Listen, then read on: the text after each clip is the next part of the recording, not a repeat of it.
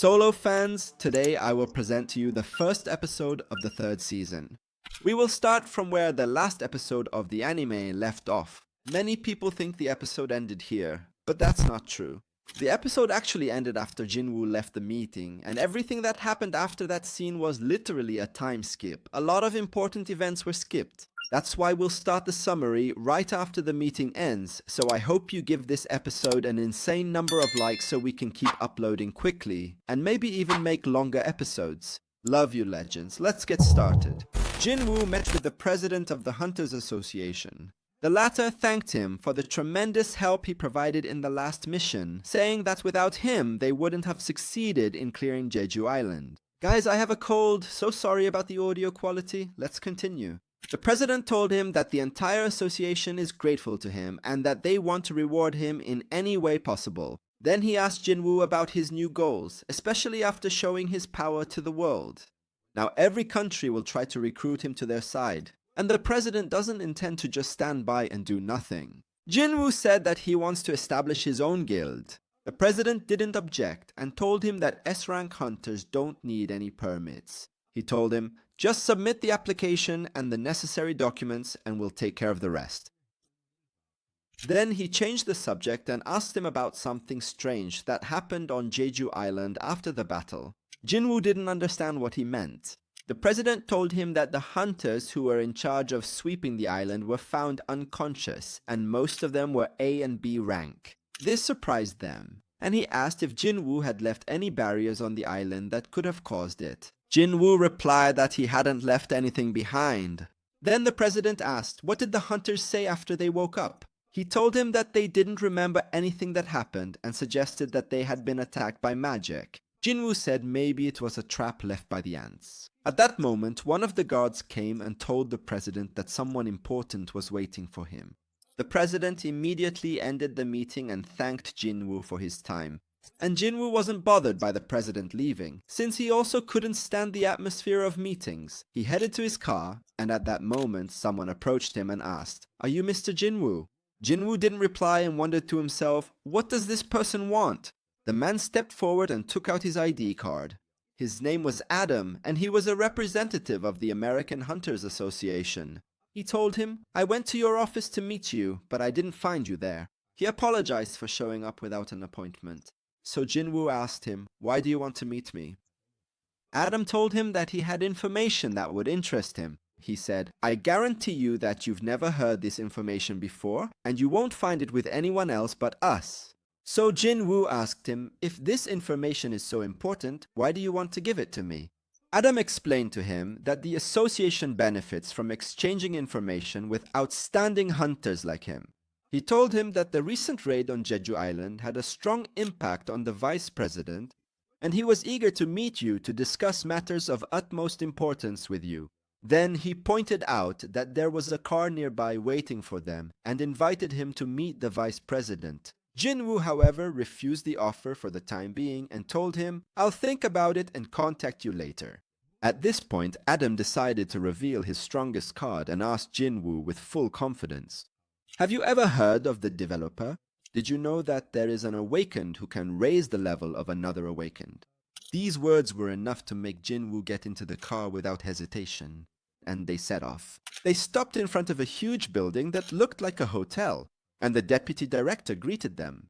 His name is Michael Connor. He welcomed Sung, but he only speaks English. That's why Adam will be handling the translation. Michael decided to get straight to the point. He placed a sealed file on the table and told Sung that inside were all the documents needed for immigration to America. He said that gathering these documents under normal circumstances would take at least 2 years. But for Jin-Woo, all he needed to do was sign, and that was it. He would become an American citizen. Sung gave him a firm, serious look and said, "I came here for information." "That's what your assistant told me." "I want to know more about the person called the developer." Michael replied, "The person you're asking about is here with us." Then he ordered one of the guards to bring her in. The developer was a woman named Norma. Michael assured him that she was the only one who possessed this ability. She could help awakened individuals surpass their limits and reach higher levels. Jin-Woo noticed that this woman's aura was different from the other hunters. Michael asked her to explain her ability in detail to their guest. She looked at Sung and said, "It seems you don't believe us. I don't blame you. Everyone who came before you met us with the same impression. But once I use my ability on you, your doubts will disappear. All awakened have a limit they cannot surpass. And that's where I come in. I can help you surpass that limit." Michael told him that this ability is exhausting, and Norma usually needs a long rest after using it. That's why only a few people get this opportunity. Jin-Woo admitted to himself that it was an amazing ability if what she said was true. Then he asked her about how effective this process was. She told him that the results vary from person to person, but it's expected that his strength will increase by about 30%. This number shocks Sung because it's very high and doesn't require any training. So this offer is truly tempting, and you can understand why the hunter Huang moved to America despite all the criticism. No one can refuse such an offer. Then Michael said that if this information leaked, it could cause chaos abroad. The deputy director replied that their job is to protect Norma and provide her with everything she needs, whether money or anything else she wants. In return, she helps the hunters chosen by the office. He told him, "Consider this a gift from us to you, because we acknowledge your strength and respect you." Jin-Woo replied, "I see it as a deal, not a gift."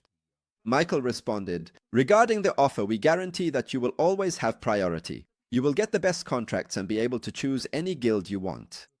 You will have complete freedom if you choose America." Norma spoke and told him, "There's no need to rush. Today, we didn't come here to talk about the deal. Today, you will undergo the first stage of the second awakening. As we told you before, this is a gift, and this is how we will show you our goodwill." Michael asked him, "Do you agree to let her use her ability on you?" Jin-Woo replied, "Without any cost." He answered, "Yes, consider it just a service." Jin-Woo agreed, as his curiosity got the better of him. Norma held his hands and asked him to look directly into her eyes. Michael smiled and thought to himself that Jin-Woo had fallen into the trap because this ability becomes addictive for anyone who desires power. Every hunter who passes the first stage will want to complete the remaining stages, no matter the cost, and at that point they will pressure him to sign any contract. Norma succeeded in activating her ability, and now she would be able to see the limits of his power. She moved to a vast dark place. This place represents his limits. And here was the shock. There was no end. Then a shadow resembling a human appeared, approaching her little by little, the distance shrinking. Then it gave her a terrifying look, so she immediately withdrew and screamed loudly out of sheer terror. Immediately, the guards raised their weapons at Sung, thinking he was threatening Norma's safety. Michael ordered them to stand down and told them, "Don't you know who he is?" The guard tried to justify his actions, saying he was worried about Norma, but Michael scolded him and said, "You're an idiot. Go take care of her if you're so concerned." Then he bowed before Jin and apologized for the guard's behavior. Jin replied, "It's all right, but I don't understand what happened. Why was this woman so frightened?" Michael told the guard, "If Thomas Andre had been in Jin-Woo's place, we would all be dead, you idiot." The guard started sweating when he realized the seriousness of his mistake. Michael approached Norma and asked her, "What's wrong? You're sweating a lot. Are you sick?" Norma didn't answer him. She was trembling as if she had seen a monster. Michael apologized to Sung, telling her that the lady didn't seem well and promised to call him when her condition improved. And he ordered Adam to escort the hunter home. Then Norma was asked, "Please tell me what happened." She answered him in a terrified voice, "It's the king, and he is extremely powerful."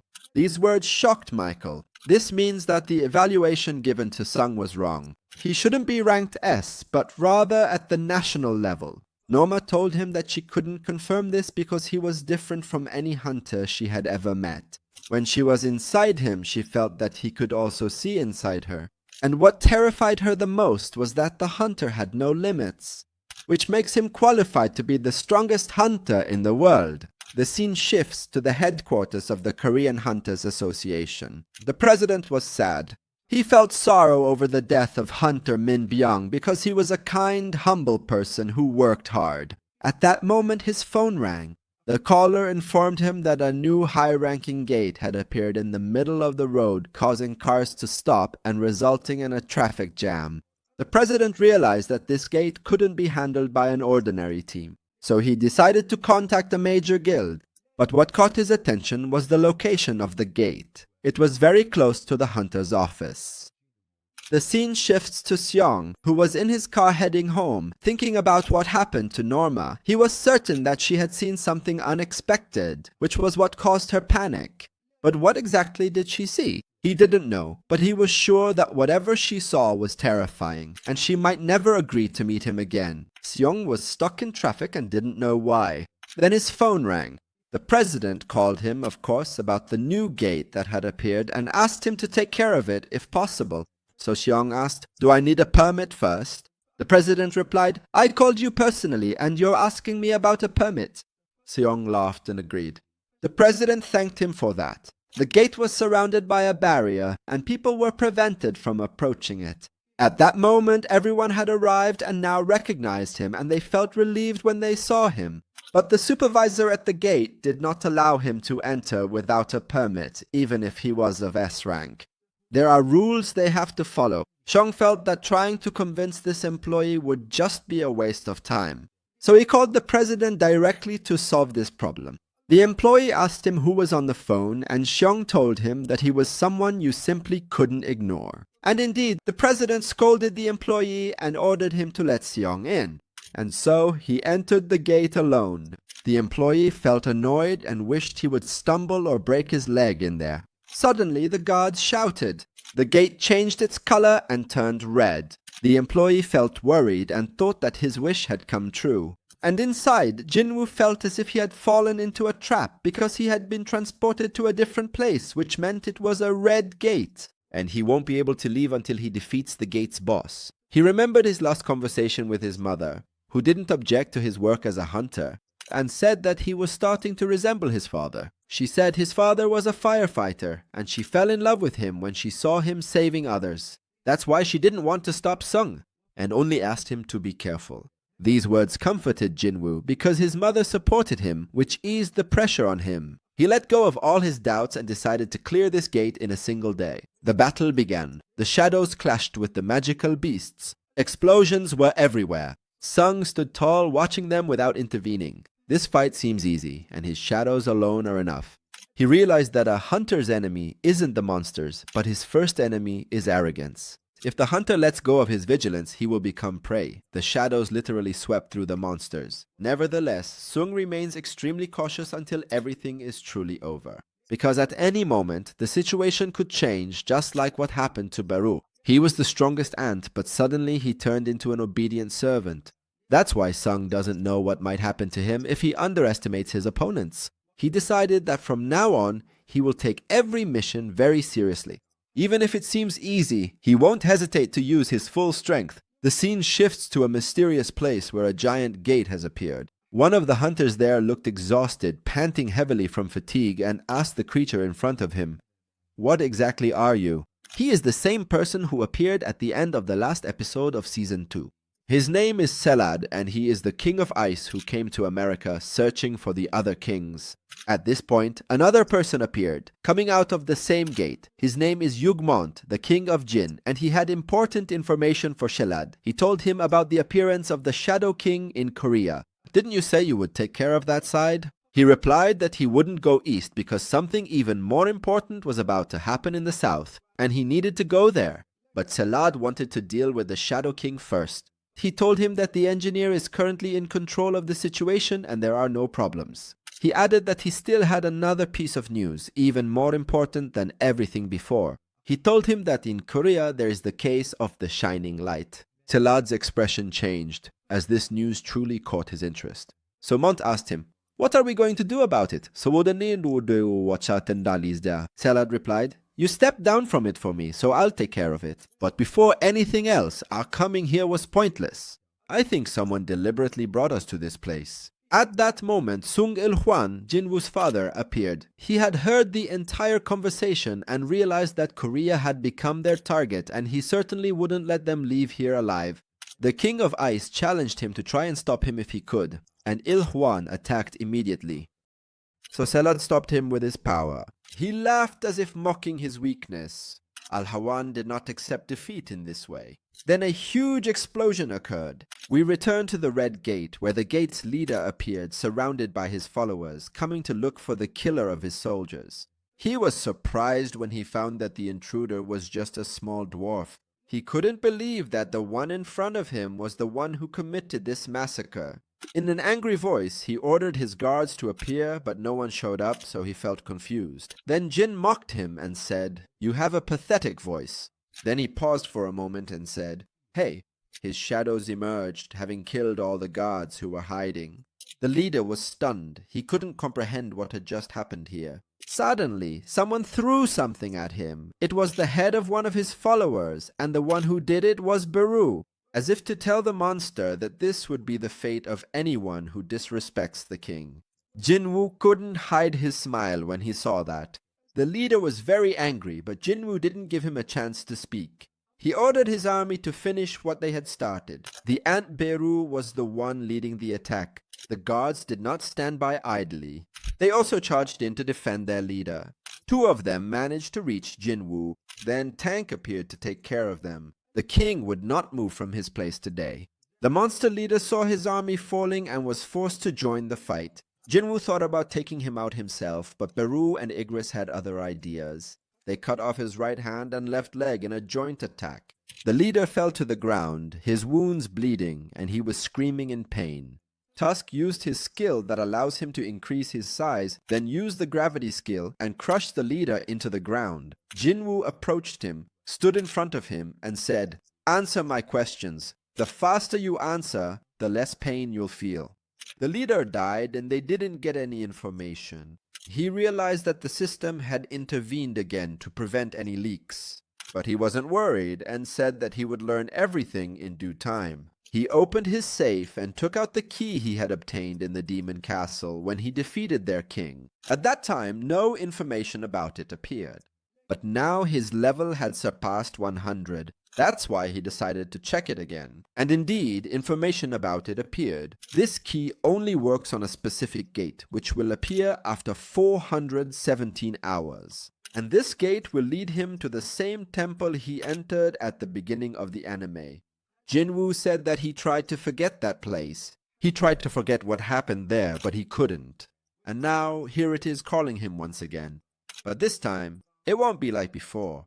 He has become a different person now, and he intends to pay them back double. The statue felt the aura emanating from Sungjin, and it was also excited to meet him. The scene shifts to the office. Jinho was responding to all the critics who were attacking Sungjin because he considers him his older brother and won't allow anyone to insult him.